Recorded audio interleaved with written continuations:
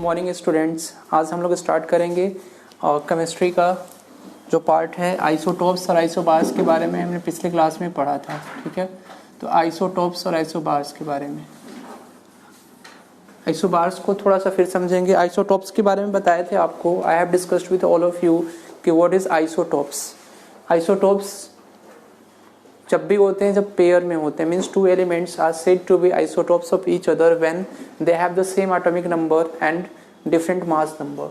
तो जब दो एलिमेंट के एटॉमिक नंबर सेम होंगे और मास नंबर डिफरेंट होंगे तो उस तरह के एलिमेंट को हम लोग बोलते हैं कि वो आइसोटोप्स होते हैं। आइसोटोप्स के बारे में हम आपको बताए थे पिछली क्लास में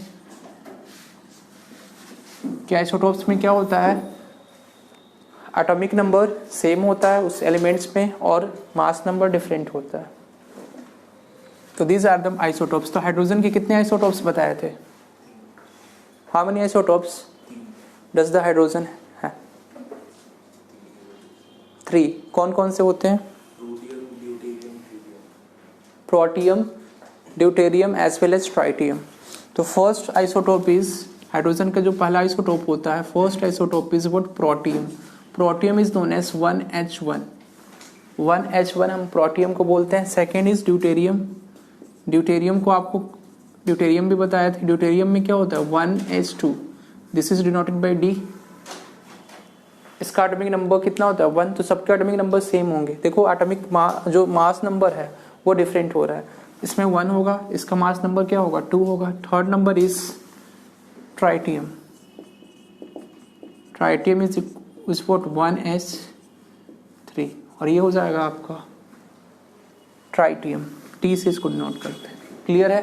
हैवी वाटर का आपको फॉर्मूला बताया था D2O। Next part of this, ये हाइड्रोजन के 3 आइसोटोप्स हो गए। यूरेनियम के 2 आइसोटोप्स बताए थे। कार्बन के भी आइसोटोप्स होते हैं, C612, C613 and C614। These are the isotopes of carbon also. Next part of this is कि नाइट्रोजन के भी आइसोटोप्स होते हैं, 7N14, 7N15। तो ये आपके नाइट्रोजन के आइसोटोप्स हो गए। तो इस तरह से कार्बन के भी आइसोटोप्स होते हैं। तो क्वेश्चन आपको इस तरह से पूछा जाता है कि how many number of neutrons present in this carbon isotope? C613 में कितने न्यूट्रॉन्स प्रेजेंट होंगे? If you talk about the C613, तो कैन यू टेल मी कि how many neutrons are present in this C613? कितने neutrons present होंगे इसमें? 7। Number of neutrons is equal to 7। How can you find out कि number of neutrons is 7? 13 minus 6, because we know that कि 6 is what? 6 is the atomic number of this carbon, and we know that कि atomic number is equal to what? Number of electrons, and which is equal to number of protons present in the atom. तो in this case we can say that कि number of neutrons is equal to 7. तो 13 minus 6 कितना हो जाएगा? 7। अगर आपको पूछा है 6C14 में, 6C14 में नंबर ऑफ न्यूट्रॉन्स कितने होंगे? Number of neutrons 8। क्लियर है पॉइंट सबको? नेक्स्ट पार्ट इज 7N14 में कितने नंबर ऑफ न्यूट्रॉन्स होंगे? 7N14, yes. How many number of neutrons present in this? 14 minus 7, तो number of neutrons will be 7. तो 14 minus 7 will be 7. Clear है ये point? Next is 7N15 में कितने number of neutrons present होंगे? तो 15 minus 7 will be 8. 15 minus 7 will be 8. Clear है point? इसमें किसी को doubt? Okay. Next part of this is isobars. इसका नेक्स्ट पार्ट होगा आपका आइसोबार्स।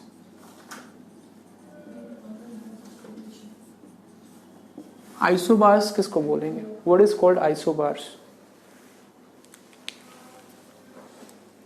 आइसोबार्स में एटॉमिक नंबर डिफरेंट होता है, means 2 elements are said to be isobars when they have different atomic number but same mass number. ठीक है, mass number is same here. तो isobars में क्या होता है? मास नंबर सेम होता है बट एटॉमिक नंबर डिफरेंट होता है। तो mass number is equal to same and atomic number is different. तो इस तरह के एलिमेंट को हम लोग बोलते हैं आइसोबार्स। इसमें फॉर एग्जाम्पल इसमें हो जाएंगे आपके 6, ऐसा ये वाला पार्ट ले लो आप, और कैल्शियम का हो जाएगा 40 मास नंबर, ये इसका एटॉमिक नंबर होता है 20 कैल्शियम। दूसरा हो जाएगा पोटेशियम का होता है 19 एटॉमिक नंबर, और इसका भी मास नंबर होता है 14। ठीक है, तो ये दोनों क्या होंगे, this two elements are a pair of isobars. तो ये दोनों एलिमेंट्स क्या होंगे, आइसोबार्स बनाएंगे। This is known as isobars. Isobars is defined as the two pairs of elements which have same mass number but different atomic number। ठीक है, तो उनके मास नंबर क्या होते हैं, सेम होते हैं, लेकिन एटॉमिक नंबर डिफरेंट होते हैं। Next is isotones. आइसोटोन्स क्या होते हैं, can explain me what are isotones? What are isotones? The elements having the same number of neutrons। ठीक है, means two elements are said to be isotonic of each other when they have the same number of neutrons, then that element will be said to be what? Isotones, a pair of isotones। तो next इसमें लिखो isotopes का definition, इसमें लिख लिया था ना आपने, तो इसको लिखो isobars. Write down the definition of isobars. लिखो two elements are said to be a pair of isobars। Two elements are said to be a pair of isobars when two elements are said to be a pair of isobars when they have same mass number but different atomic number। When they have same mass number but different atomic number। When they have same mass number but different atomic number। When they have same mass number but different atomic number। Clear है? इसमें example में लिख लो आप 20Ca40 और 19K40। 19K40 this is isobars, 19K40 और 20Ca40। Calcium का होता है आपका एटॉमिक नंबर होता है 20 और मास नंबर होगा 40। पोटेशियम का आपका एटॉमिक नंबर हो जाएगा 19 और उसका भी होता है मास नंबर। एक आइसो हाँ एलिमेंट्स पे बोले नहीं, अलग अलग एलिमेंट भी हो सकते हैं, इनका मास नंबर जो है वो सेम होना चाहिए। इसमें सेम एलिमेंट होते हैं, आइसोटोप्स में सेम एलिमेंट होते हैं, आइसोबार्स में जो है वो एलिमेंट्स अलग भी हो सकते हैं। ठीक है, तो देखो सेम एलिमेंट अगर आप बोलोगे, सेम एलिमेंट को कैसे आइसोबार बोलोगे? सेम एलिमेंट होंगे तो उस केस में उनका एटॉमिक नंबर सेम हो जाएगा ना। Have understood this point? Isotopes में क्या होगा, आइसोटोप्स में एटॉमिक नंबर सेम होना चाहिए, तो सेम एलिमेंट के आइसोटोप्स होंगे बट डिफरेंट एलिमेंट के ही आइसोबार्स होंगे पॉसिबल। अगर सेम एलिमेंट होंगे तो उसका एटॉमिक नंबर ऑलरेडी सेम हो जाएगा, लेकिन डिफरेंट कैसे करोगे फिर एटॉमिक नंबर? तो सेम एलिमेंट नहीं होंगे इसमें। कैसे एलिमेंट होंगे? डिफरेंट एलिमेंट होंगे, इसलिए दोनों डिफरेंट होंगे, तभी तो अगर सेम हो जाएंगे तो उनका एटॉमिक नंबर सेम हो जाएगा ना। आयंस के फॉर्म में अगर आप बोलोगे तो आयंस नहीं हो सकते। कौन से आयंस? आयंस होंगे तो आइसो इलेक्ट्रॉनिक होंगे, अभी इसके बाद हम डिस्कस करेंगे। आयंस के फॉर्म में जो होंगे वो आइसो इलेक्ट्रॉनिक होते हैं, जिसमें इलेक्ट्रॉन्स, आयंस एक्चुअल में आयंस में क्या होता है, इलेक्ट्रॉन का ट्रांसफर होता है, न्यूट्रॉन और प्रोटॉन का ट्रांसफर नहीं होता, because neutron and protons are present in the nucleus of an atom. इसलिए कि न्यूट्रॉन्स और प्रोटॉन्स किस में प्रेजेंट होते हैं? एटम्स के न्यूक्लियस में। तो इलेक्ट्रॉन्स का ट्रांसफर होता है। तो जब भी आयंस के फॉर्म में होंगे तो वैसे ही होंगे, इसमें बोलते हैं कि सेम नंबर ऑफ इलेक्ट्रॉन्स होंगे, तो उस तरह के एलिमेंट्स को बोलेंगे आइसो इलेक्ट्रॉनिक। ये पॉइंट क्लियर है? ठीक है, तो isotones is what? Same number of neutrons. तो फॉर एग्जांपल इसमें कौन सा एग्जांपल हो जाएगा जिसमें सेम नंबर ऑफ न्यूट्रॉन्स होंगे? क्वेश्चन आता है which of the following is a pair of isotones. Question इस तरह से आता है। ठीक है, तो आपका हो जाएगा इसमें 7n पे ले लो 6C12 या 6C13 ले लो आप, 6C13, ये हो जाएगा 7N14। अब इसमें देखो नंबर ऑफ न्यूट्रॉन सेम होंगे, क्लियर है पॉइंट। तो नंबर ऑफ न्यूट्रॉन्स कितने हो जाएंगे, देखो 6C13 and this is 7N14। तो देखो 7 इसमें भी हैं न्यूट्रॉन्स और इसमें भी 7 न्यूट्रॉन्स हैं। Means we can say that number of neutrons in these two elements will be same and that will be equal to what, that will be equal to 7. So we can say that these two are the pair of isotones. These two are the pair of isotones. Clear है point? Next isoelectronic देखते हैं। isoelectronic, इसको लिख लो आप। Isotones को two elements are said to be isotones. Two elements are said to be isotones if they have the same number of neutrons. If they have the same number of neutrons. इसमें for example में हो जाएंगे आपके, for example 6C13 और 7N14, 6C13 और 7N14। Isoelectronic, yes इसमें आपका आएगा two elements are said to be, two और मोर एलिमेंट, इसमें भी टू और मोर एलिमेंट होंगे लेकिन मिनिमम 2 एलिमेंट्स को मान के चलते हैं। 3 एलिमेंट्स भी आइसोटोन्स हो सकते हैं, ऐसा कोई जरूरत नहीं कि 2 एलिमेंट्स ही केवल होंगे, 2 और मोर एलिमेंट्स भी आप बोल सकते हैं। इसमें भी 2 और more elements are said to be isoelectronic of each other when they have the same number of electrons. तो इसमें क्या होगा, सेम नंबर ऑफ इलेक्ट्रॉन्स होने चाहिए, इलेक्ट्रॉन्स का जो नंबर होना चाहिए वो सेम होना चाहिए in this case. Write down this, 2 elements, 2 or more elements are said to be isoelectronic of each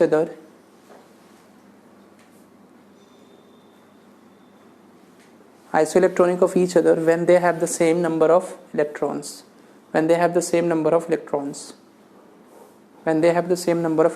इसमें एग्जांपल हो जाएगा आपको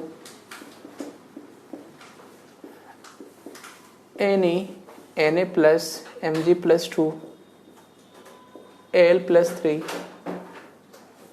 F minus 1 O minus 2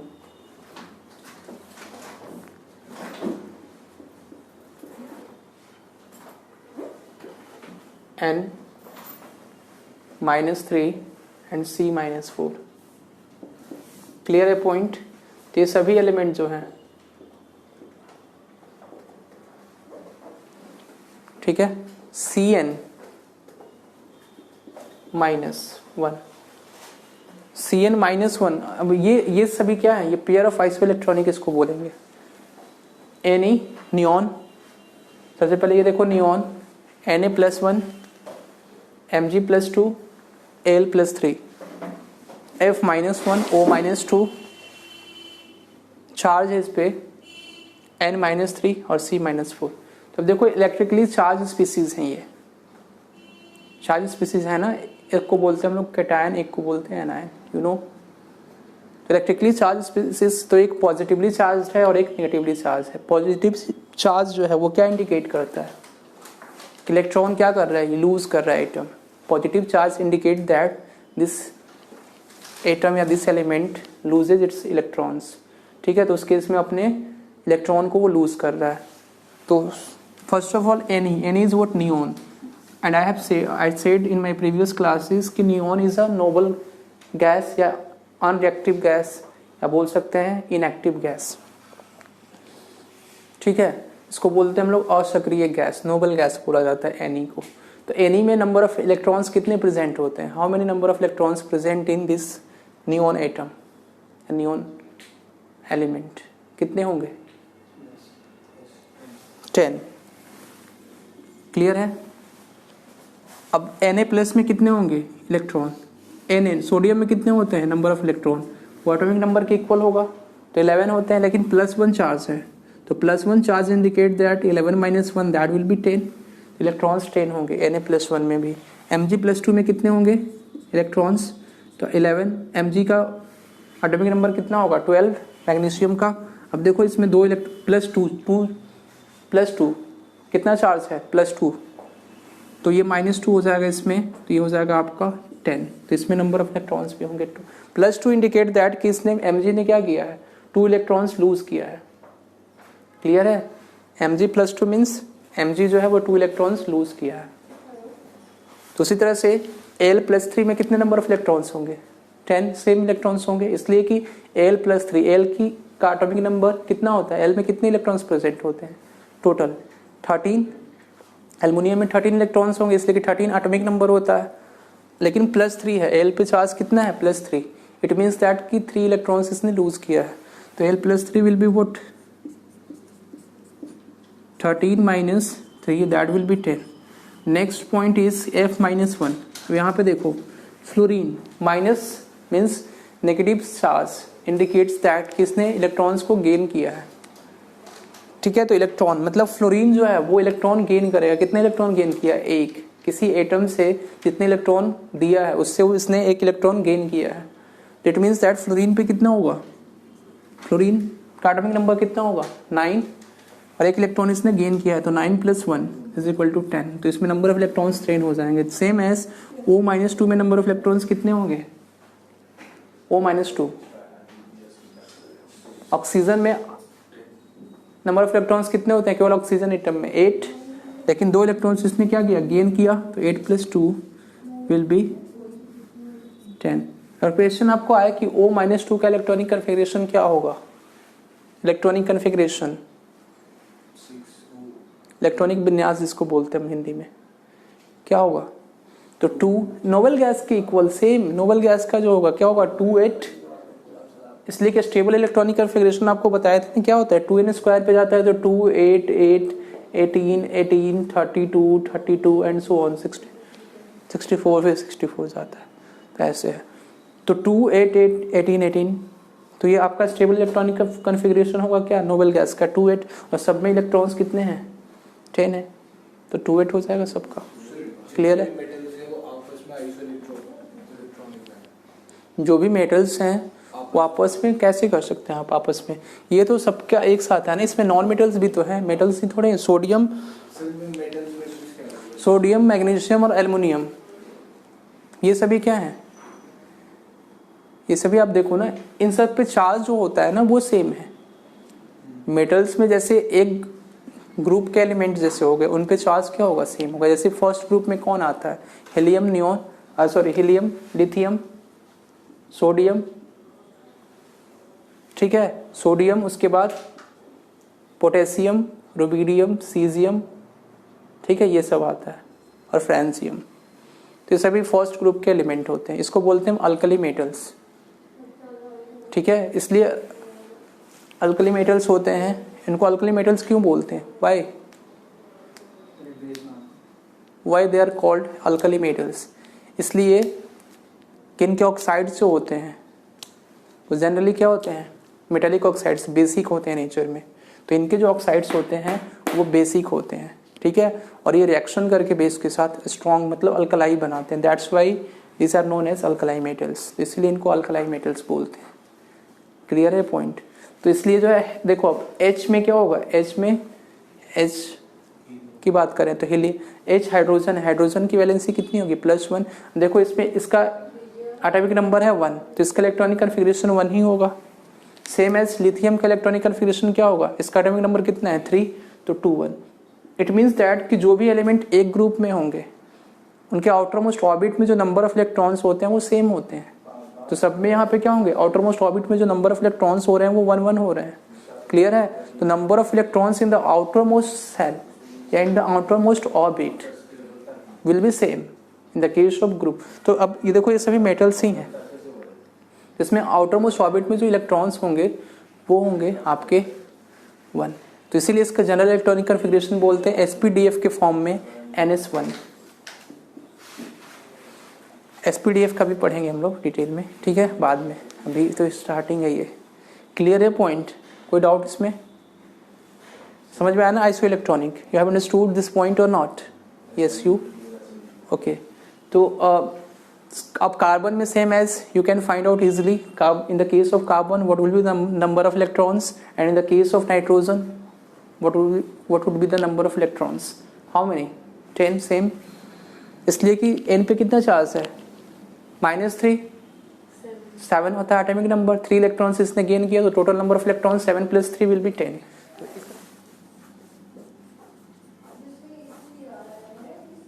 atomic mass as well as mass number में क्या डिफरेंस है?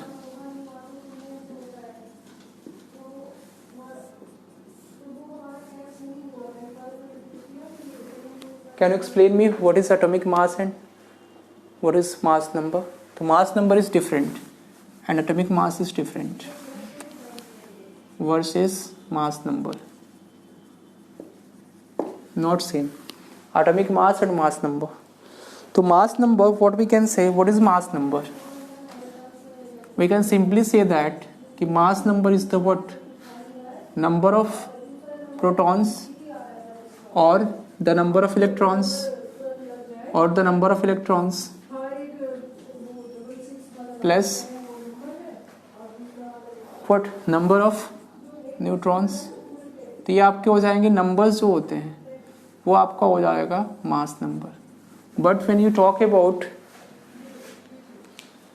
Atomic mass, अगर atomic mass की बात करें तो एटॉमिक मास का कॉन्सेप्ट जो है वो दिया था अमेडियो एवोगाड्रो ने. एवोगाड्रो ने इसका कॉन्सेप्ट दिया था. एवोगाड्रो, इसके बारे में आप पहले से ऑलरेडी जानते हैं. एवोगाड्रो क्या था? एवोगाड्रो नंबर भी होता है. क्या होता है Avogadro number? Can you explain मी? क्या होता है? 23. माइनस नहीं होता. 6.022 न्यूटन पावर 23. ठीक है, ये आपका होता है एवोगाड्रो नंबर. तो एवोगाड्रो ने कंसेप्ट दिया था एटॉमिक मास का. ठीक है, तो एटॉमिक मास के बारे में क्या बताया था? What he explained? He explained that atomic mass is the mass of the what? Nucleus of an atom. Means it is compared to how much heavy an element as compared to 1/12 of the mass of C12 carbon atom. ठीक है, means कि 1 mu, इसको atomic mass unit बोलते हैं. इसको atomic mass unit में denote किया जाता है. तो किसी भी एलिमेंट्स का जो एटॉमिक मास होता है it is compare that how much it is heavy as compare to 1/12. 1/12, this is 1/12 mass of what? mass of C12 carbon atom. ठीक है, दिस इज कॉल्ड 1 mu. तो मास of C12 carbon atom upon 12 ये आपका होगा 1 mu. तो मास actual में atomic mass क्या होता है? न्यूक्लियस का मास होगा. न्यूक्लियस का जो मास होता है वो आपका एक्चुअल में एटॉमिक मास होगा. और उसको एक स्टैंडर्ड माना गया कि मास ऑफ C12 कार्बन एटम का 1/12 जो पार्ट होगा उसको बोलते हैं 1 mu. और एक कॉन्सेप्ट दिया था एवोगाड्रो ने. बल्कि मास नंबर क्या होता है? Mass number is the number of protons और the number of electrons plus number of neutrons. दोनों में आपको डिफरेंट समझ में आया? दोनों डिफरेंट चीज़ है. मास नंबर और एटॉमिक मास दोनों सेम नहीं होते. ठीक है, मास नंबर आपका होता है मीन्स कितने नंबर ऑफ प्रोटॉन्स और प्लस कितने नंबर ऑफ न्यूट्रॉन्स प्रेजेंट है किसी भी न्यूक्लियस में. लेकिन atomic mass means what? The mass of the nucleus is known as. और इसको स्टैंडर्ड माना गया कि 1 mu is equal to mass of C12 carbon atom upon 12. 1 mu is this. 1 mu atomic mass unit, we can say that mass of C12 carbon atom upon 12. So this is known as 1 mu and it was given by Avogadro, scientist that was Avogadro, physicist थे ये. Clear है point? तो आगे ions के बारे में हमने देखा. Ions you are aware of this कि आयंस किसको बोलते हैं? Ions are what? Charge species. Charged species. Clear है? तो इसमें आपके कैटायन होता है और एनायन होता है. कैटायन को क्या बोलते हैं हम लोग? Positively charge species. तो कैटायन जो होता है वो पॉजिटिवली चार्ज स्पीसीज होता है. Positively charged species. is known as cation. This will be Na+1, Mg+2 and Al+3. तो this all will be what? cation. Anion के बारे में बात करें तो एनायन क्या होंगे? Negatively charge species. Negatively charge species is known as anion. और इसमें हो जाएगा आपका F-1, O-2 एंड N-3 या SO4-2 भी बोल सकते हो आप, CO2-2 भी बोल सकते हो, CO3-2. SO4 को सल्फेट बोलते हैं, CO3 को क्या बोलते हैं? कार्बोनेट. These are ions. हम लोग आगे चलते हैं, मॉलिक्यूल्स को देखते हैं. मॉलिक्यूल्स क्या होते हैं? What are molecules? क्लियर है पॉइंट? इसमें कोई किसी को डाउट? चार्ज्ड स्पीसीज में होता है आपका कैटायन होता है, एक एनायन होता है. कैटायन को हम लोग बोलते हैं पॉजिटिवली चार्ज स्पीसीज. तो राइट डाउन दिस. अच्छा इसको लिखो, एटॉमिक मास को लिखो. Atomic mass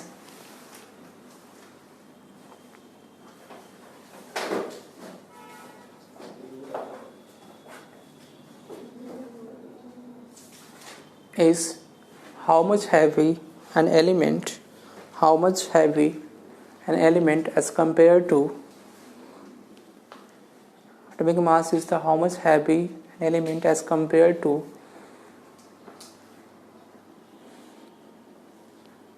1/12 mass of 1/12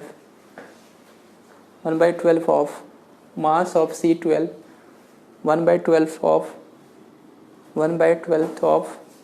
mass of C12 carbon atom. C12 carbon atom क्यों लिख रहे हैं? इसलिए कि ये 12 वाला ही आइसोटोप. C612 के बारे में ये बात कर रहा है, ठीक है, नॉट C613 के बारे में बात कर रहा है. This is talking about C612 only. तो that's why I am writing here C12. Clear है? तो C12 isotope of carbon atom is equal to 1 AMU. AMU इज atomic mass unit. Next is ions. Ions के बारे में देखते हैं. What are ions?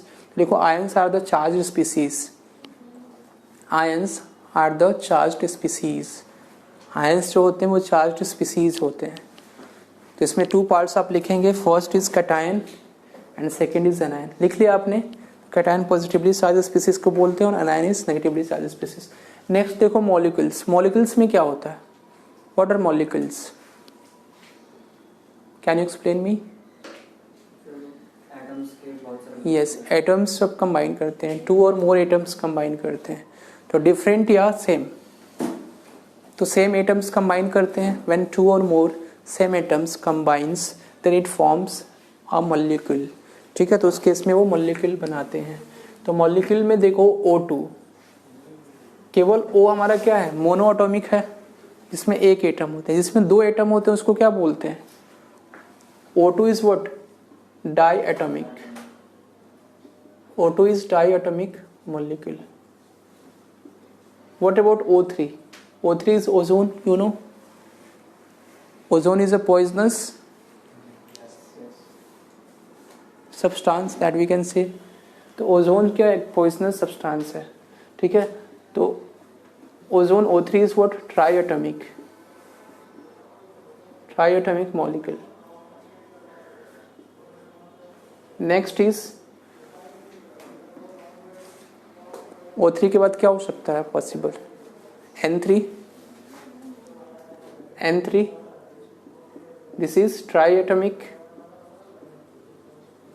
Molecule. और क्या हो सकता है? P4 को क्या बोलते हैं? P4 इज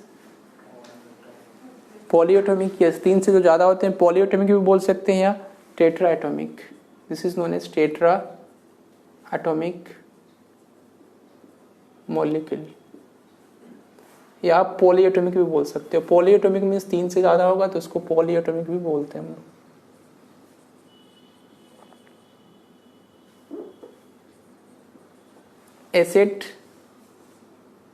एसिड भी बनता है सल्फर के साथ, ठीक है. तो ये आपका कितना हो जाएगा? ऑक्टाएटॉमिक या पॉलीएटॉमिक भी बोल सकते हैं. ऑक्टाएटॉमिक मॉलिक्यूल.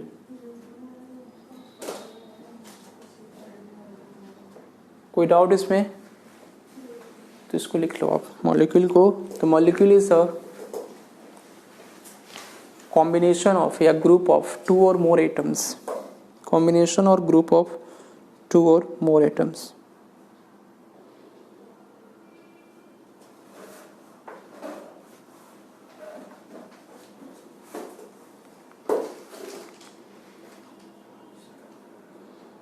ठीक है,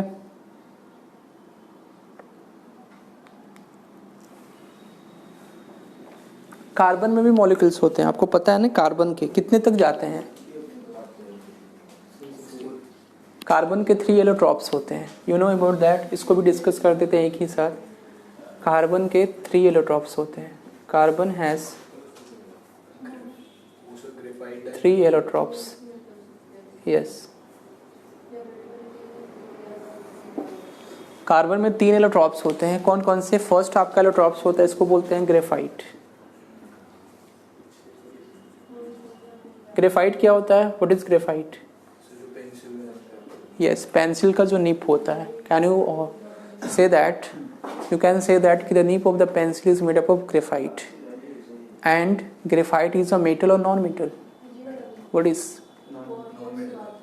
yes, non metal. Graphite is a non metal, and we know that कि non metal are bad conductor of electricity, but graphite is the only non metal which is what good conductor of electricity, इसको semi conductor भी बोल सकते हैं, ठीक है। तो it is good conductor of electricity, you know, good conductor of electricity, it is only non metal which is good conductor of electricity, clear है। अब देखो ग्रेफाइट जो है और क्या चीज होता है? Graphite is lustrous in nature. What is lustrous? Shining, yes. Metals की क्या प्रॉपर्टी होती है? शाइन करने की। यू नो दैट कि all the metals have the unique properties, that is the property of shining. They have the shining surfaces, उनके surface कैसे होते हैं? शाइन करते हैं, तो that property is known as lustrous. तो ये लस्टर भी होता है। Graphite is luster, this is non metal, and non metal होने के बाद भी मेटल्स की प्रॉपर्टी को शो कर रहा है। ये क्या होता है? लस्टरस होता है। Graphite is the only non metal which is lustrous in nature also.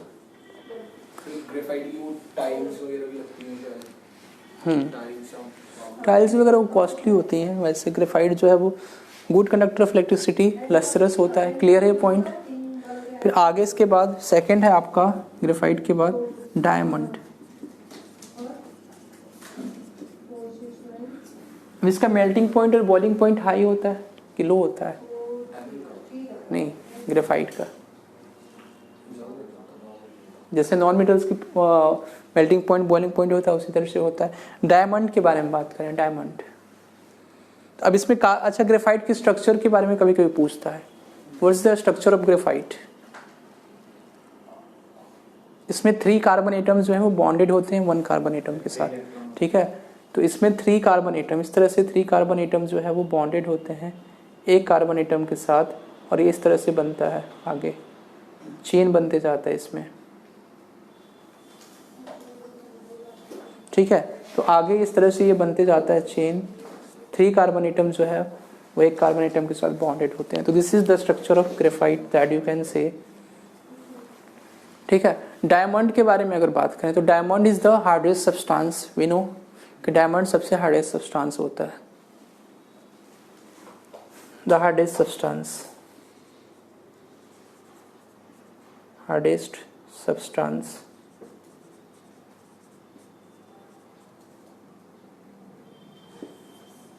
Clear है ये पॉइंट? अब डायमंड के स्ट्रक्चर के बारे में बात करें तो कैसा होता है? इसमें 4 कार्बन एटम्स जो हैं, 4 कार्बन एटम्स बॉन्डेड होते हैं, ठीक है। 4 कार्बन एटम्स इसमें बॉन्डेड होते हैं, इस तरह से जो है इसका। अब कार्बन में ही एक प्रॉपर्टी होती है कैटिनेशन, जिसको बोलते हैं। What is catenation? किसी और में प्रॉपर्टी नहीं पाई जाती। कार्बन क्या करते हैं? Carbon form a long chain, carbon जो है वो लॉन्ग चेन बनाते हैं, और इस प्रॉपर्टी को हम लोग बोलते हैं catenation. You know about this, this property is known as catenation. इसलिए कि कार्बन ही एक ऐसा एलिमेंट है, सिलिकॉन भी है, लेकिन सिलिकॉन 4 to 5 कार्बन एटम के साथ बॉन्डेड होता है, 8 के साथ। हाँ, 8 कह सकते हैं, मैक्सिमम 8 तक वो जो है बॉन्डेड होता है सिलिकॉन Si 8 तक मैक्सिमम बॉन्डेड होता है। लेकिन कार्बन जो है वो लॉन्ग चेन बनाता है, इवन 20 कार्बन एटम के साथ भी, 60 कार्बन एटम के साथ भी बनता है। C60 अभी पढ़ेंगे हम लोग, ठीक है। C60 को बोलते हैं बकमिंस्टर फ्लोरेंस। अब उसका कैसे जो है ओरिजिनेशन हुआ, कैसे वो ओरिजिन में C60, उसके बारे में भी पढ़ेंगे। तो डायमंड क्या होगा, हार्डेस्ट सब्सटेंस होता है जिसमें 3 कार्बन एटम आपके इसमें होंगे ग्रेफाइट में, और इसमें 4 कार्बन एटम जो है बॉन्डेड होते हैं। और डायमंड का नेचर कैसा होता है, poisonous. You know diamond is the hardest substance. Diamond के ही डायमंड को क्या करते हैं, कट करते हैं हम लोग, ठीक है। और diamond is poisonous in nature. Diamond जो होता है वो पॉइजनस होता है। अब देखो डायमंड जो है, डायमंड की सरफेस जो है वो भी काफ़ी शाइनिंग होती है। क्यों, why? The surface of diamond is, diamonds have so, means जो सरफेस होते हैं डायमंड्स के वो क्या होते हैं, सरफेसेस, वो काफ़ी ज़्यादा शाइनी होते हैं। Why? Due to the total internal reflection. Yes, तो डायमंड्स में क्या होता है, टोटल इंटरनल रिफ्लेक्शन होता है। तो डायमंड के सरफेस इस तरह से आप बनाओगे स्ट्रक्चर्स, तो जिसके सरफेसेस जो होते हैं डायमंड के वो शाइनिंग होते हैं, मतलब काफ़ी ज़्यादा जो है वो लाइट इमिट करते हैं, रिफ्लेक्ट करते हैं, ठीक है। तो ये एक्चुअल में रिफ्लेक्शन का फिनोमिना होता है। फिजिक्स में इसको पढ़ेंगे हम लोग डायमंड के बारे में, और इसको बोलते हैं TIR, टोटल इंटरनल रिफ्लेक्शन। तो डायमंड में क्या होता है, TIR, this is known as total internal reflection. क्या होता है TIR? Anyone can tell me? TIR कोई जानता है? हाँ, क्रिटिकल एंगल जिसको बोलते हैं। हाँ, TIR। और भी कोई कंडीशन है उसमें?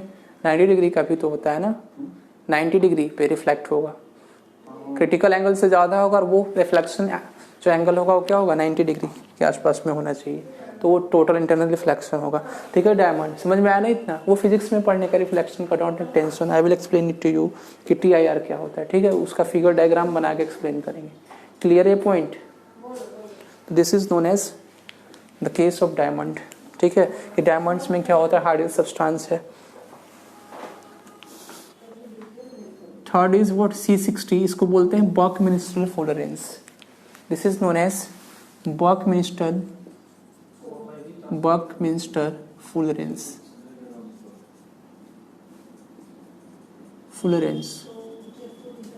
क्लियर है ये पॉइंट? अब ये देखो एक्चुअल में जो है ना, ये बकमिंस्टर फ्लोरेंस एक साइंटिस्ट थे, ठीक है। जियोडेसिक डोम था मॉन्ट्रियल में, जो शॉकर की तरह दिखता था, फुटबॉल शेप में। फुटबॉल आपने देखा है, सब लोगों ने खेला भी होगा, तो फुटबॉल शेप में जो होता है ना आपका, उसी तरह से जियोडेसिक डोम बना हुआ था मॉन्ट्रियल में।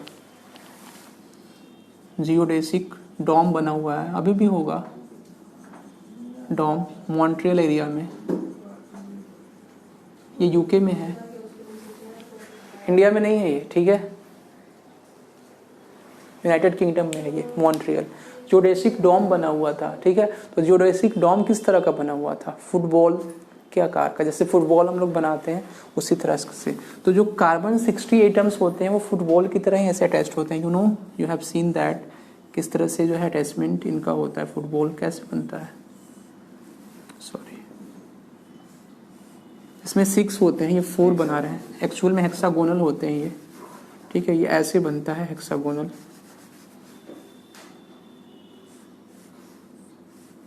हेक्सागोनल अरेंजमेंट होता है, ठीक है। सबका, सभी जो भी कार्बन एटम्स होंगे सबका हेक्सागोनल अरेंजमेंट होता है। इस तरह से जो है हेक्सागोनल अरेंजमेंट होगा, लाइक दिस।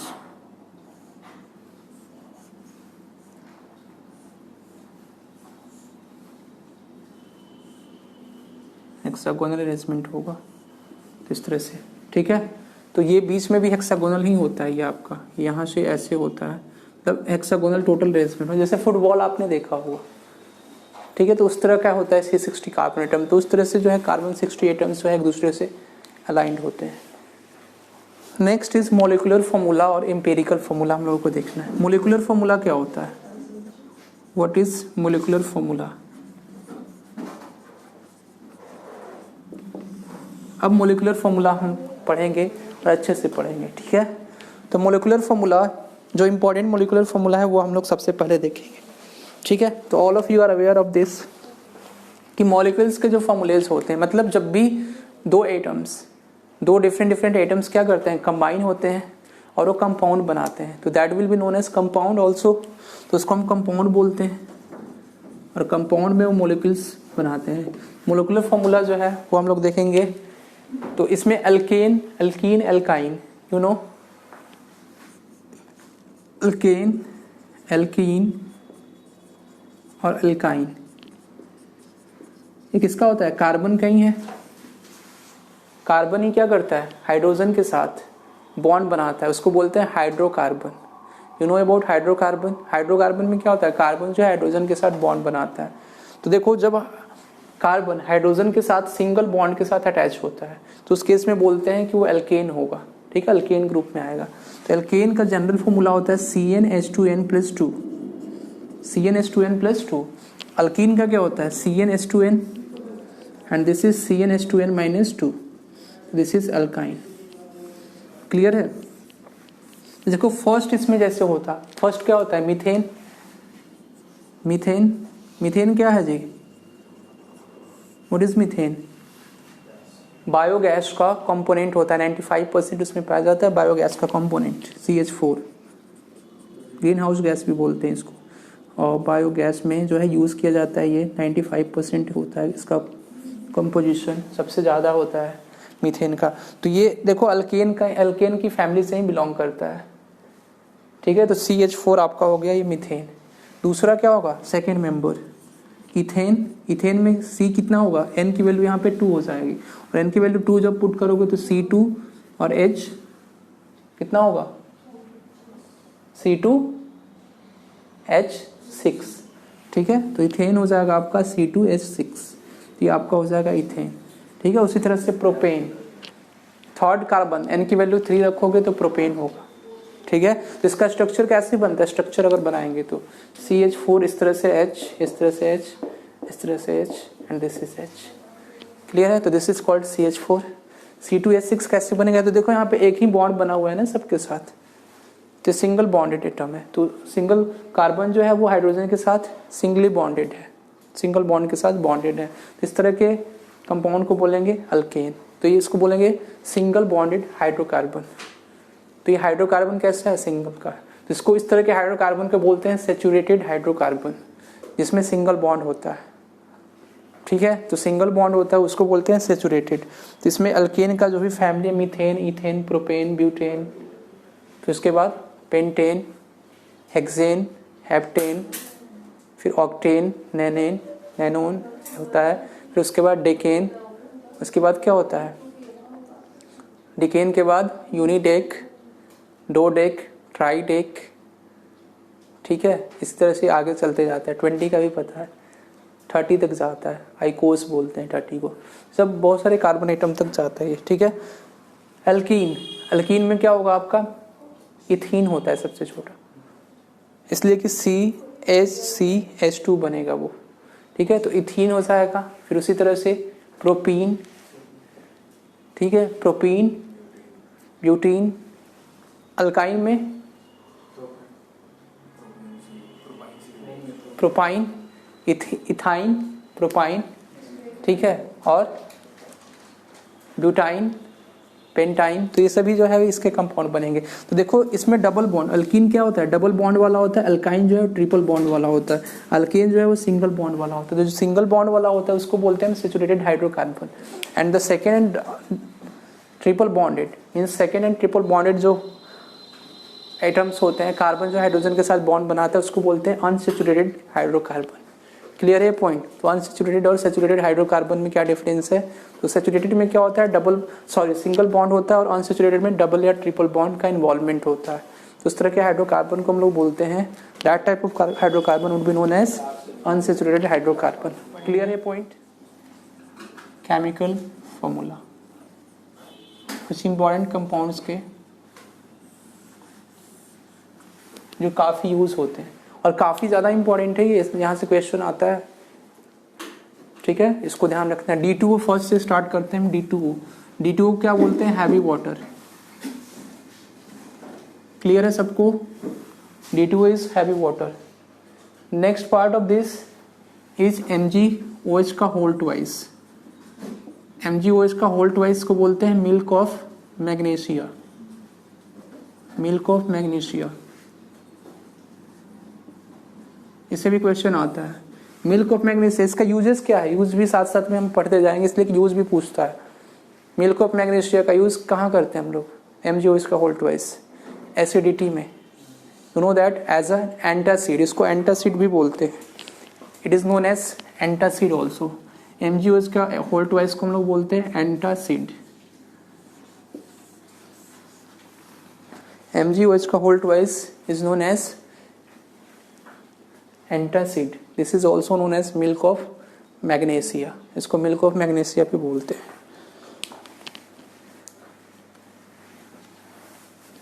क्लियर है ना सबको? कोई डाउट इसमें? अब baking soda, what is baking soda?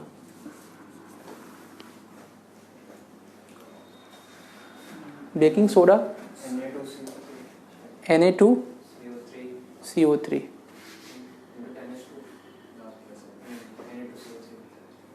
Na2CO3। कितने लोग कंफर्म है baking soda Na is Na2CO3?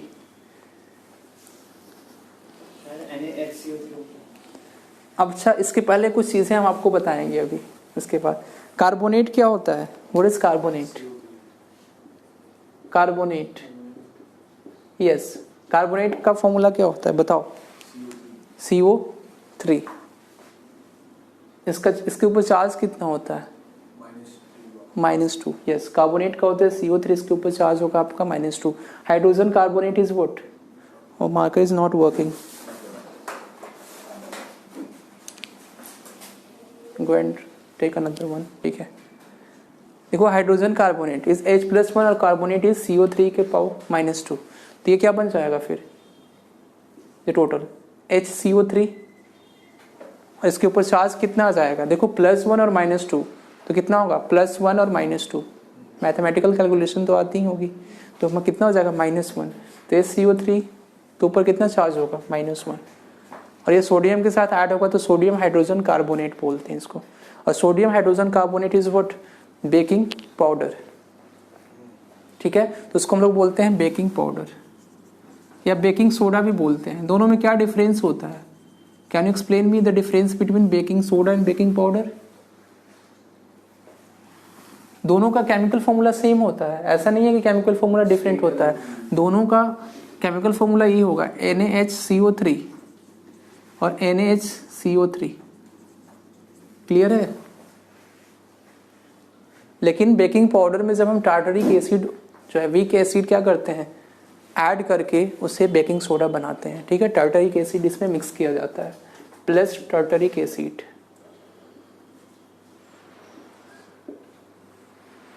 ठीक है, तो ये आपका हो जाता है बेकिंग सोडा। क्लियर है? ये किस चीज़ में यूज होता है? It is also used in the case of acidity also. Baking powder को हम एसिडिटी के फॉर्म में भी यूज़ करते हैं कि एसिडिटी अगर किसी को होता है तो बेकिंग पाउडर दिया जाता है। ठीक है, और मिल्क ऑफ मैग्नीशिया को भी यूज़ करते हैं। एक्चुअल में एसिडिटी होता क्या है? Can you explain me what is called acidity? Yes, means जब आप ओवर ईटिंग करते हैं, ठीक है, उसकी वजह से क्या होता है? स्टमक के वॉल्स जो होते हैं, कौन से वॉल्स स्टमक के HCl प्रोड्यूस करते हैं? बताए थे पिछले क्लास में। म्यूकस सेल्स तो म्यूकस को प्रोड्यूस करते हैं ना, वो उसको जनरेट करते हैं म्यूकस को। एक लुब्रिकेंट होता है वो म्यूकस, जो एक प्रोटेक्टिव लेयर बनाता है स्टमक के चारों तरफ। कौन से सेल होते हैं? ऑक्जेंटिक सेल, बताए थे आपको। ठीक है, तो ये आपके जो है वो HCl प्रोड्यूस करते हैं। तो बहुत सारे सेल्स हैं, उसमें उसका 3 नाम है। जैमोजन भी उसको कहते हैं, चीप सेल्स भी बोलते हैं। ठीक है, तो टार्टरिक एसिड मतलब एसिड का प्रोडक्शन जो है स्टमक में काफ़ी ज़्यादा हो जाता है और उस एसिड को न्यूट्रलाइज करने के लिए बेस नहीं मिल पाता। ठीक है, तो एसिड का प्रोडक्शन स्टमक में ज़्यादा होता है तो उसके लिए क्या चाहिए? बेस चाहिए, तो इसलिए बोलते हैं एसिडिटी हो गया। जब भी एसिडिटी का टर्म यूज़ होता है मीन्स वहाँ पे रिक्वायरमेंट किस चीज़ की होगी, बेस की।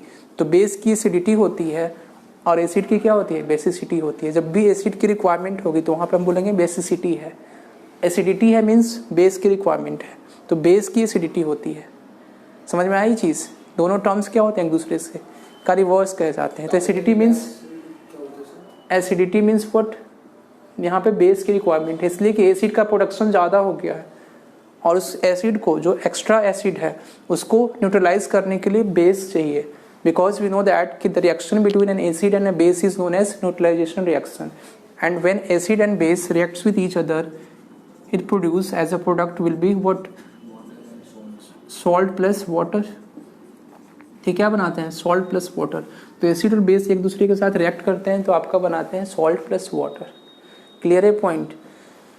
तो इस तरह से एसिड और बेस का रिएक्शन होता है और सॉल्ट और वाटर बनता है। तो जो एक्स्ट्रा एसिड है वो इस बेस के थ्रू जो है वो क्या हो जाता है, न्यूट्रलाइज हो जाता है। तो बेकिंग सोडा जो है स्ट्रॉन्ग बेस नहीं होता, ये माइल्ड बेस होता है। This is known as mild base. Baking powder is what, mild base. और ये भी आपका माइल्ड बेस होता है। Milk of magnesia is also mild base, weak base इसको बोलते हैं हम लोग। It is not a strong base. Clear है पॉइंट सबको? तो इसका और भी यूज किया जाता है। और किस चीज में यूज किया जाता है, क्वेश्चन आता है। हाँ, केक्स में, केक्स को कैसा, पफी बनाने के लिए, यस, सॉफ्ट बनाने के लिए, तो उसमें भी यूज किया जाता है। क्लियर है नहीं point?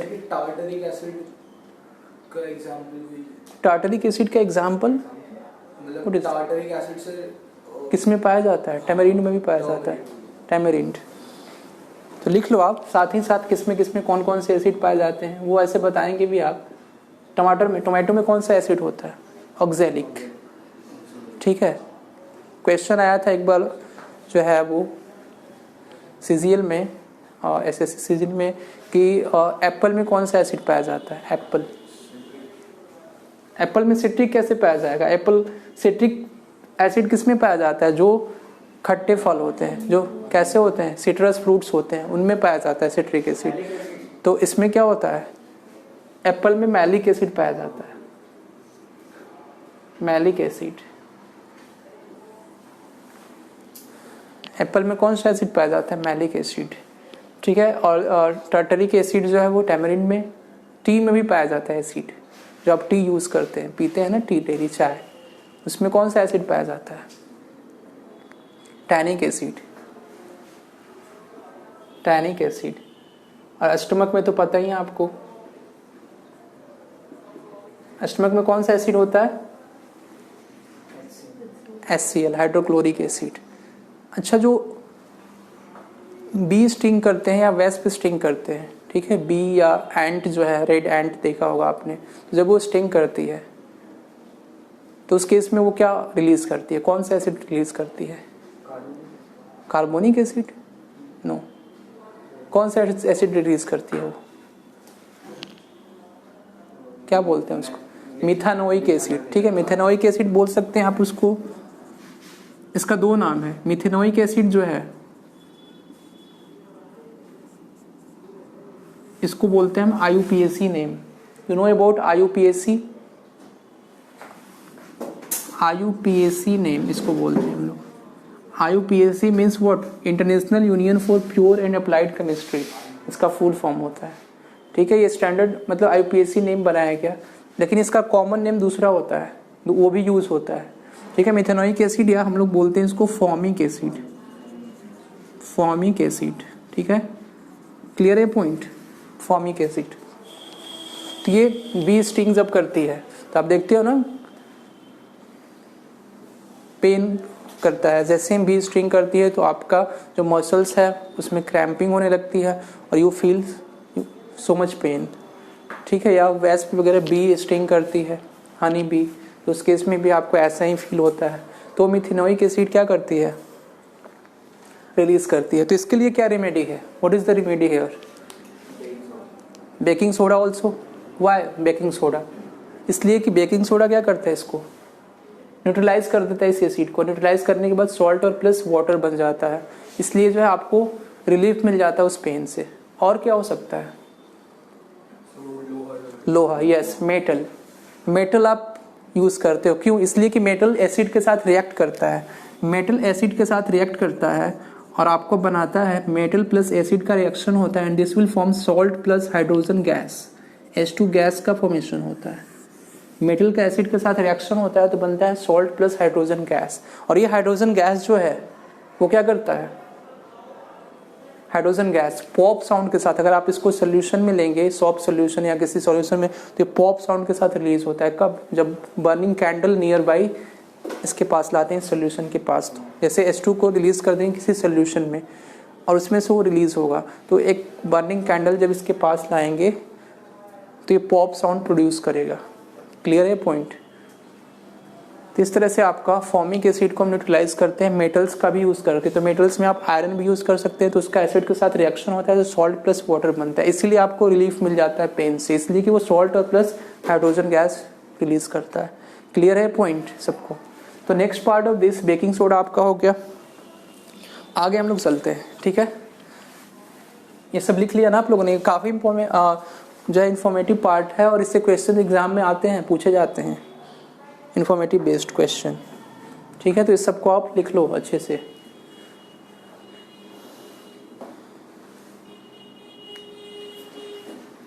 Next is bleaching powder, ठीक है? Bleaching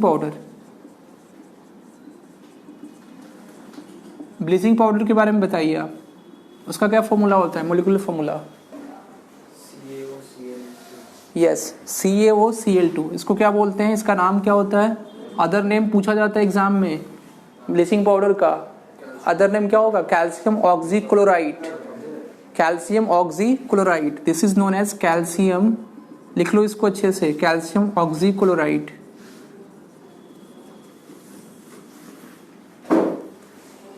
bleaching powder is what? Calcium oxychloride. और क्या क्या चीज़ में यूज होता है ब्लीचिंग करने में और ब्लीच करने में? Yes, all of you are aware of this, ठीक है? और नेक्स्ट, हाँ, एज अ डिसइंफेक्टेंट भी यूज करते हैं। यस, क्या? ज़्यादा अगर हो जाए ब्लीचिंग तो उस केस में आपका जो है स्किन वाइट हो जाएगा बहुत ज़्यादा, और जो हेयर्स हैं वो भी वाइट हो जाएंगे, ठीक है? अगर ज़्यादा आपने यूज़ कर लिया, इसीलिए ब्लीचिंग के टाइम में जो है हेयर्स को रिमूव करते हैं, that's Y, that is the main reason. Bleaching powder जो है वो क्लीन करता है, वो सुपर क्लीनर के रूप में इसे जानते हैं, ठीक है? यस, इसलिए कि वो रिएक्शन करता है ना, उसके साथ रिएक्ट करता है, ठीक है?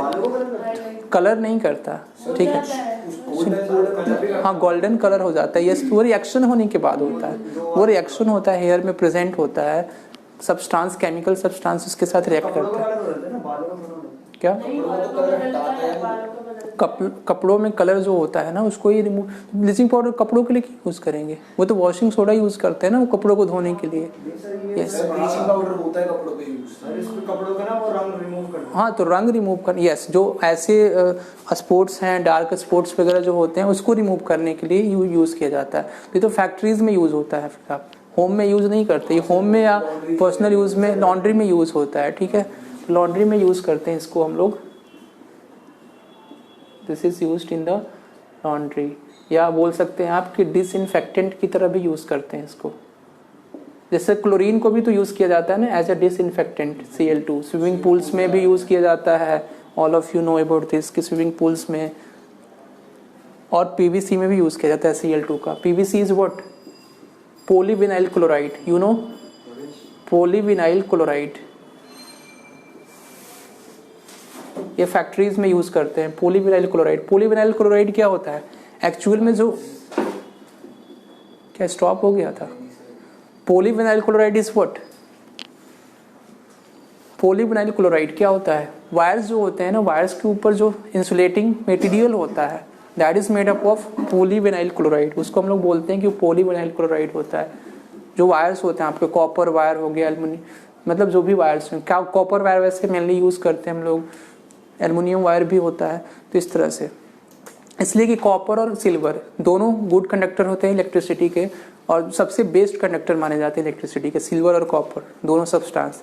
लेकिन हम सिल्वर का यूज़ नहीं कर सकते because silver are so much costlier than copper, तो कॉपर का हम लोग यूज़ करते हैं। ठीक है, तो Cl2 is what, PVC polyvinyl chloride. Clear है पॉइंट, किसी को डाउट इसमें? तो Cl2 को हम लोग क्लीन ड्रिंकिंग वाटर को भी क्लीन करने में यूज़ करते हैं। It is used also for to clean drinking water.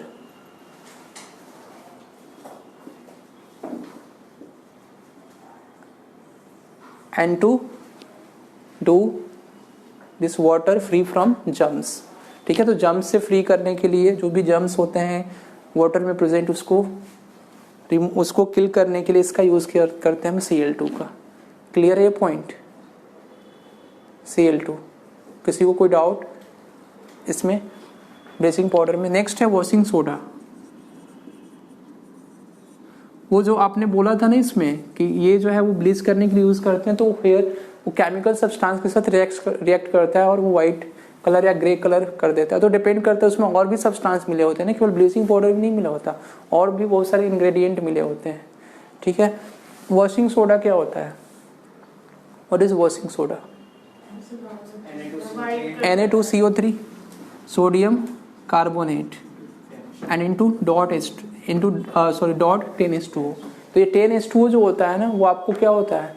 This is known as water of crystallisation. इसको बोलते हैं हम लोग water of crystallisation, water of crystallisation. This is known as water of crystallisation और this is sodium carbonate.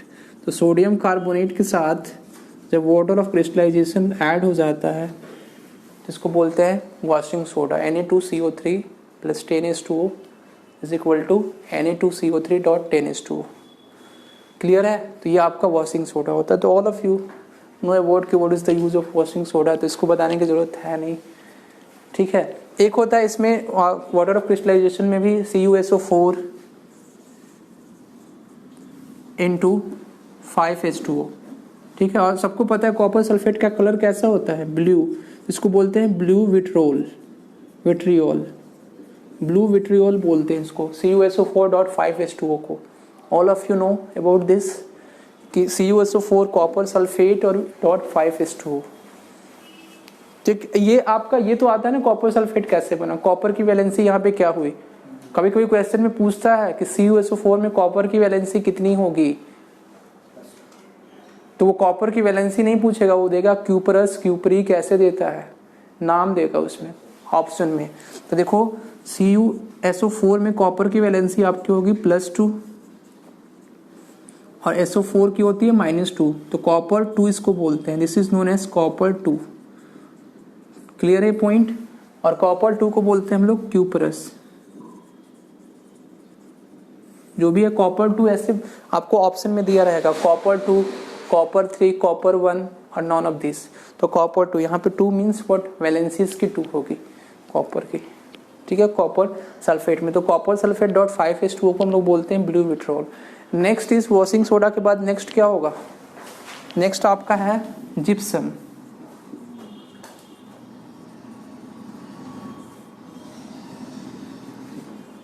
Gypsum क्या होता है? CaSO4.2H2O। CaSO4 is calcium sulphate, calcium sulphate, और इसमें वाटर ऑफ क्रिस्टलाइजेशन होता है 2H2O।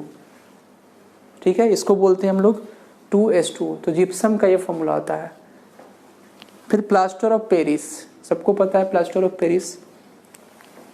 इसको क्यों प्लास्टर ऑफ पेरिस बोलते हैं?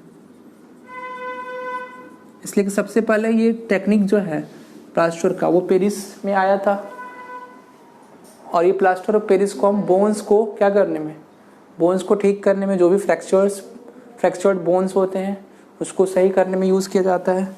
This is known as plaster of Paris and this is CaSO4.12H2O। इसको बोलते हैं हाफ H2O, CaSO4.12H2O।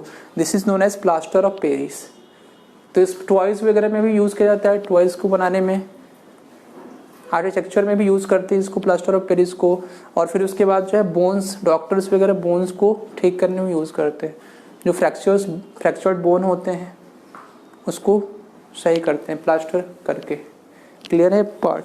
इसको बोलते हैं प्लास्टर ऑफ पेरिस। तो इसमें हाफ H2O होता है, ठीक है। तो 1/2 H2O इसमें से रिमूव करते हैं जब जिप्सम में से, तो ये प्लास्टर ऑफ पेरिस बन जाता है। क्लियर है पॉइंट? कोई डाउट इसमें? अब इसके बाद नेक्स्ट आपका होता है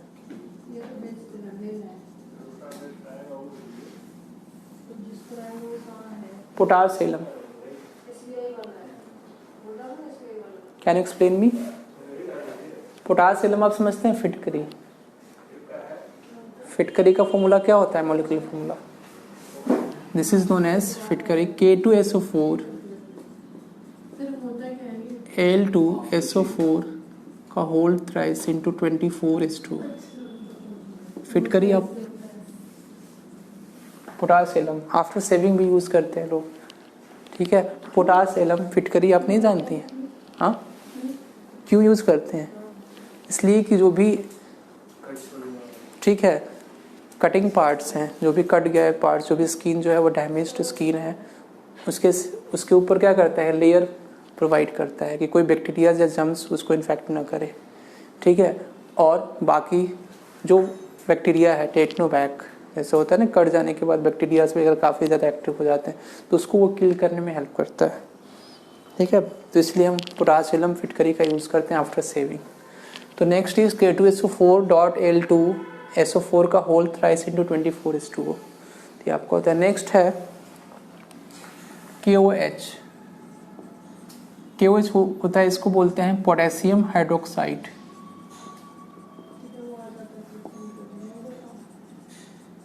इसको बोलते हैं एक्वस KOH को बोलते हैं हम लोग कॉस्टिक पोटास। कॉस्टिक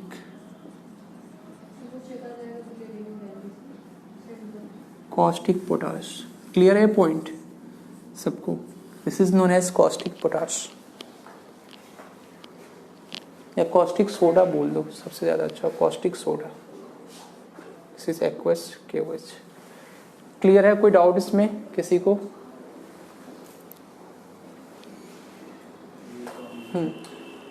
किसी को कोई डाउट?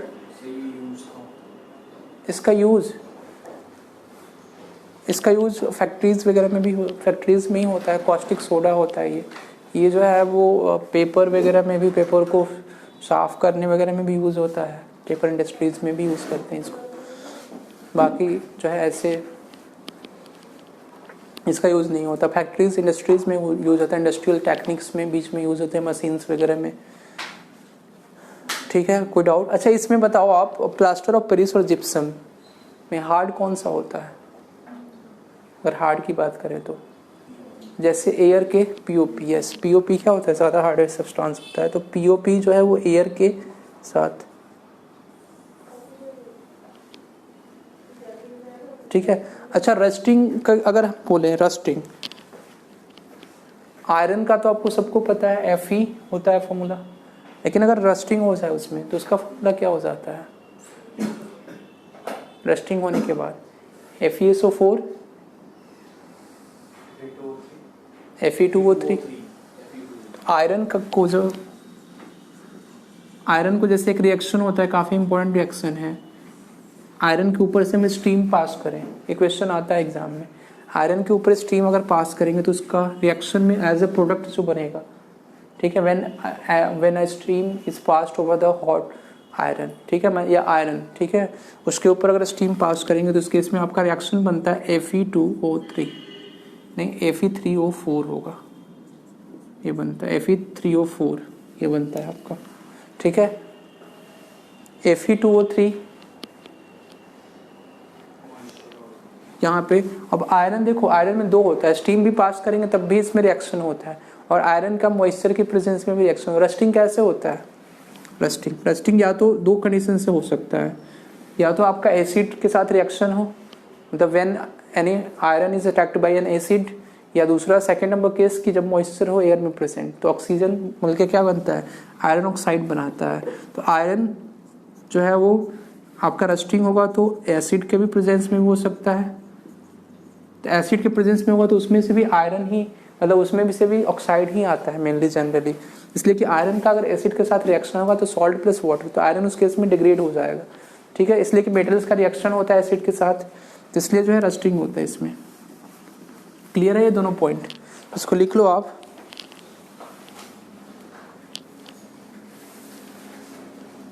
शॉप, यस, जो भी हम शॉप यूज करते हैं,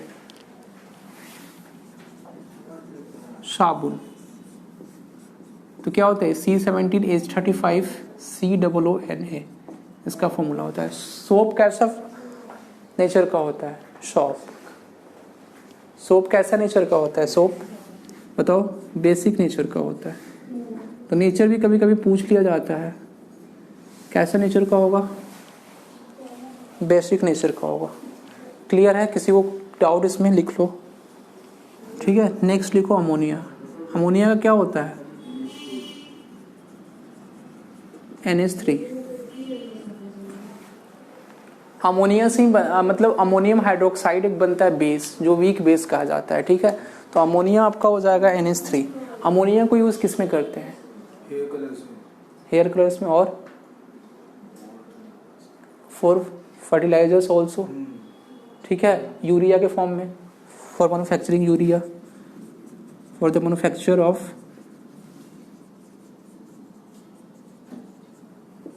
यूरिया लाइक कंपाउंड, तो यूरिया के मैन्युफैक्चर में भी यूज किया जाता है अमोनिया। नेक्स्ट है टेबल सॉल्ट। टेबल सॉल्ट का फॉर्मूला क्या होता है? There are 3 types of salt, all of you are aware of this. Table salt, वैसे तो सभी के स्पीसीज में भी वैरायटी होती है। सेकंड होता है rock salt and third is black salt. All of you are aware of this कि table salt, rock salt and black salt, तीनों का केमिकल फॉर्मूला सेम होता है। क्या होता है? NaCl, because we know that कि salt is NaCl is what? Sodium chloride.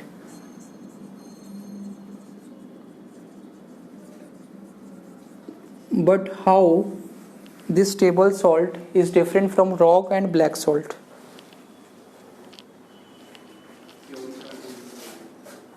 Table salt कैसे बनता है? What is the criteria? Sea water को वेपराइज करके इवेपोरेशन होता है सी वाटर का, तो वहाँ से टेबल सॉल्ट जनरेट होता है, उसमें आयोडीन मिक्स करते हैं। तो टेबल सॉल्ट में आयोडीन मिक्स होता है, तो आयोडीन इसमें प्रेजेंट होता है। क्वेश्चन इससे आते हैं, टेबल सॉल्ट में आयोडीन क्या होता है? प्रेजेंट होता है।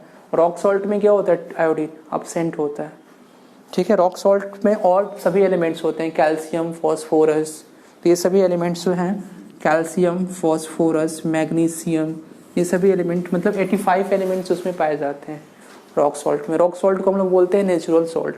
ये रॉक्स के बेड्स में जो है वो पाया जाता है, ठीक है। सेडिमेंट्री रॉक्स मेनली हम लोग बोलते हैं। There are 3 types of rocks, you know. कौन कौन से रॉक्स होते हैं? हाँ, sedimentary, igneous and metamorphic, sedimentary rocks में पाए जाते हैं। नेक्स्ट ब्लैक सॉल्ट,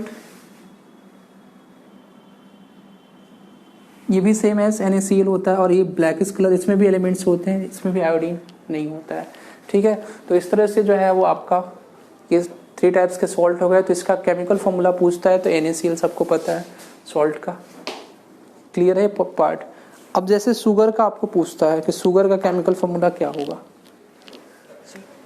देखो, ग्लूकोज का फॉर्मूला होता है, glucose is not sugar, glucose is known as simple sugar. देखो, इसको बोलते हैं simple sugar. This is not the complete sugar what we are using, ठीक है। शॉप पे आप जाते हो ना, बोलते हो कि हमको चीनी चाहिए, तो किससे बनता है? शुगर केन से। तो वो शुगर की बात कर रहे हैं, ग्लूकोज की नहीं बात कर रहे हैं। हाँ, शुगर जब आप जो है वो अगर बॉडी शुगर होता है तो उसमें उससे क्या होता है आपको? वो सिंप्लीफाइड होता है, मीन्स उसका डिकम्पोजिशन होता है, तो उससे आपका सिंपल शुगर बनता है। इसलिए कि सेल्स को क्या चाहिए सर्वाइव करने के लिए? शुगर चाहिए, ग्लूकोज चाहिए, ठीक है। तो ग्लूकोज चाहिए, और ग्लूकोज का क्या होता है वहाँ पे? ग्लूकोज जो है पायरुवेट में कन्वर्ट होता है, और पायरुवेट से एरोबिक रेस्पिरेशन, एनारोबिक रेस्पिरेशन में वहाँ से सेल्स को एनर्जी मिलती है। जब वो एरोबिक होगा तो माइटोकॉन्ड्रिया में ATP एनर्जी रिलीज होते हैं, 38 ATP ऑफ एनर्जी रिलीज होती है। तो ये सब चीज़ें हम पढ़ेंगे बायोलॉजी में, समझ में आया। ग्लूकोज आपका है C6H12O6 and next is glucose के बाद आपका होगा शुगर, ग्लूकोज को बोलते हैं सिंपल शुगर, ठीक है। ये होगा C12H22O11। क्लियर है पॉइंट, ठीक है। इसके बाद अभी इसमें बहुत सारे केमिकल फॉर्मूलाज हैं जो हम लिखेंगे, ठीक है। अभी इसके बाद एक्वारेजिया भी है, ठीक है। उसके बाद मोहर सॉल्ट भी आता है, ठीक है। बहुत सारे इंपॉर्टेंट हैं अभी फॉर्मूलाज इसके पूछे जाते हैं, ठीक है। तो नेक्स्ट क्लास में इसके बाद करेंगे। Okay student, will discuss the next part of this in the next class.